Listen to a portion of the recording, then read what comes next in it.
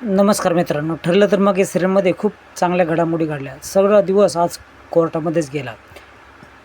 अर्जुनला कोर्टामध्ये हजर करण्यात आलं असतं.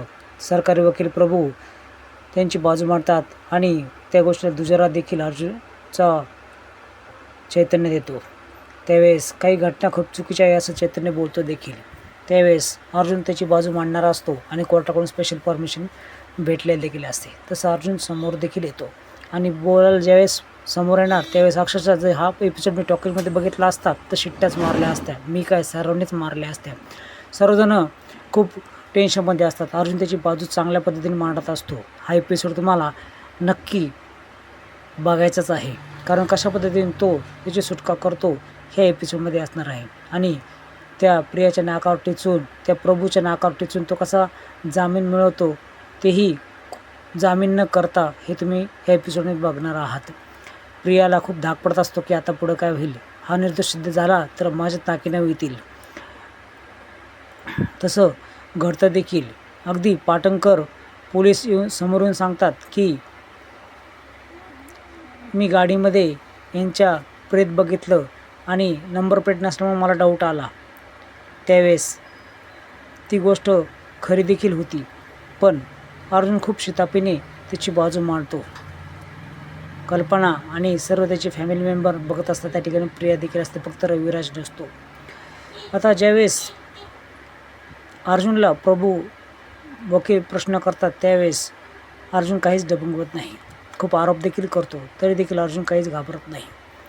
त्यावेळेस शांताला तुम्ही कसे काय ओळखता, शांता तुमचे संबंध काय, हे देखील विचारण्यात येते आणि अर्जुन त्याचं व्यवस्थित उत्तर देतो की शांता माझी क्लायंट होती आणि तिच्या नवऱ्याविरोधात घटस्फोटासाठी तिने माझ्याकडे अर्ज केला होता. त्याची फाईल देखील चैतन्य सबमिट करतो. जज साहेब ते बघतात देखील आणि प्रभू देखील बघतात. आता शांताचा प्रश्न या ठिकाणी संपत नाही. तर शांताचा नवऱ्याला देखील बोलवण्यात येतं. तो तर दारू पिऊनच आलेला असतो आणि सगळं बडाबडा त्याचा द्वेष जो शांताबद्दलचा असतो ते सर्व तो जज साहेबांदेखत बोलतो. जज साहेब तर खूप चिडतात देखील. अर्जुन हे देखील सांगतो, पॉईंट टू बी नोटेड, की हा पिलेला व्यक्ती त्याचा जीव देखील घेऊ शकत होता. प्रभू देखील त्यांची उलट तपासणी करतो आणि अक्षरशः तिच्या नवऱ्याला पाठवण्यात येतं. इकडे ज्यावेळेस पाटणकर येतात, पाटणकर देखील बोलतात की ह्यांनी मला रिस्पॉन्स दिला नाही. अर्जुन ज्यावेळेस मी डिक्कीकडे गेलो त्यावेळेस खोटी पावती फाडायला गेला, तेवढ्यातच प्रभू अजून प्रश्न विचारत असतात. तेवढ्यात अर्जुन समोर येतो आणि समोर ते रेकॉर्डिंग ऐकवण्यात जो मोबाईल ठेवलेला असतो तो मोबाईल. त्यावेळेस पाटणकरवर प्रश्न उठतो की ते सिम कार्ड ते पाटणकरच्या नावावर आणि त्याने रेकॉर्डिंग ऐकण्याचा प्रयत्न केला. आता प्रियाचं घाम फुटतो. पाटणकर यांना अगदी अर्जुन प्रश्न विचारतो की तुम्हाला कोणाचा फोन आला होता का. त्यावेळेस कबूल देखील तो होतो, फोन आला होता आणि तुम्ही अर्जुनला अटकू शकता असं तो बोलतो. त्यावेळेस लगेच अर्जुन पॉईंट आऊट करतो की तुम्ही मला अडवलं नाही तर तुम्हाला फोन आला म्हणून तिथं आला, तुम्ही खोटं बोललात म्हणून त्यांची 1 महिन्यासाठी सस्पेन्शन ऑर्डर देखील निघते. आता प्रभू पुन्हा यांना प्रश्न करतो अर्जुनला की तुम्ही आईस्क्रीम पार्लरमध्ये होतात का. त्यावेळेस सायलीला अर्जुन बोलवतो आणि सायलीनंतर जो तिथं वेटर असतो त्या वेटर देखील बोलवण्यात येतं. आता वेटर तर सांगतो त्या ठिकाणी CCTV फुटेज तर नव्हतं, पण हे दोघे इथे तिथंच होते. पण समोरचं जे रोडच्या कॅमेऱ्यात दिसेल ते मी फुटेज घेऊन आलो आहे. ते फुटेज बघतात आणि अर्जुन त्यावेळेस तिथंच होतं हे सिद्ध होतं. आता अर्जुन ज्यावेळेस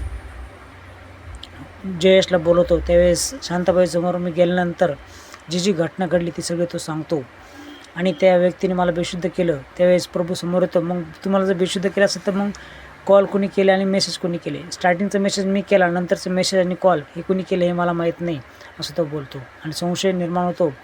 त्यावेळेस सांगण्यात येतं की ते स्केच काढण्यात यावं आणि स्केचवरून त्या संतोषची माहिती काढण्यात यावी. आता अर्जुन जामिनावर सुटतो, पण संशयित म्हणून सुटतो. कल्पनाला खूपच आनंद होतो, सर्वांना खूप आनंद होतो, मात्र प्रियाला खूप दुःख होतं. सर्व ज्यावेळेस कोर्टाच्या बाहेर येतात त्यावेळेस पुन्हा प्रेसवाले अर्जुन आणि त्याच्या सर्व फॅमिली मेंबरला त्रास द्यायला लागतात. त्रास देताना ते काहीच्या काही प्रश्न करत होते, पण सायली आणि अर्जुन त्यांना डायरेक्ट गप्पच करून टाकतात. तुम्ही आतमध्ये असतानाही तुम्ही मला हे प्रश्न करतात आणि सायली तर खूपच जिरवते. आता नागराजला इकडं असं सांगण्यात येतं की जर तुला सोडवण्यात आलं नाही तर तू इथून पळून जायचं. सावंत यांचा खूप फायदा या गोष्टीमध्ये झालेला असतो. पण आता संतोषचा पाठपुरावा करण्यासाठी एक नवीन व्यक्ती हे प्लॅन करतात.